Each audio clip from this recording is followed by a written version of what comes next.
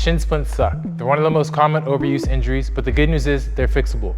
I'm Dr. Jordan, a chiropractor and a strength coach, and today I'm going to give you a proven routine that will help to alleviate the pain from shin splints and keep them from coming back. Shin splints usually show up when the muscles around your shin, specifically the tibialis anterior, are weak or overworked. Combine that with poor running mechanics or worn out shoes, and your lower leg is left to absorb all of the impact.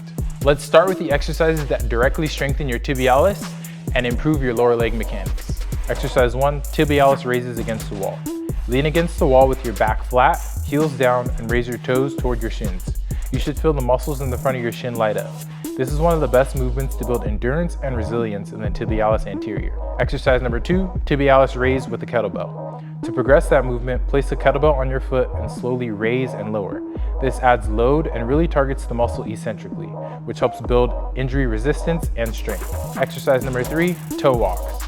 Walk forward on your toes. This activates your calves and strengthens the entire anterior chain from your toes to your knees.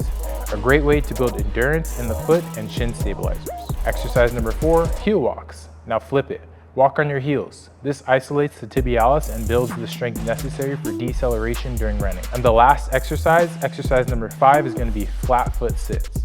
This one's more about mobility and tolerance. Sit back on your heels with your feet flat. This stretches the top of the foot, ankle, and shin, which is important if tightness is part of the problem. Exercises are a great start, but they won't fix shin splints alone if your foundation isn't right. Make sure you're wearing running shoes that have proper support and cushioning. If your shoes are worn down, especially on the outer edge, it's time to upgrade. Next, check your running mechanics. Overstriding, landing with a heavy heel strike, or having stiff ankles can all contribute to shin splints. If you've been battling shin splints, try this routine 3 to 4 times a week and stay consistent.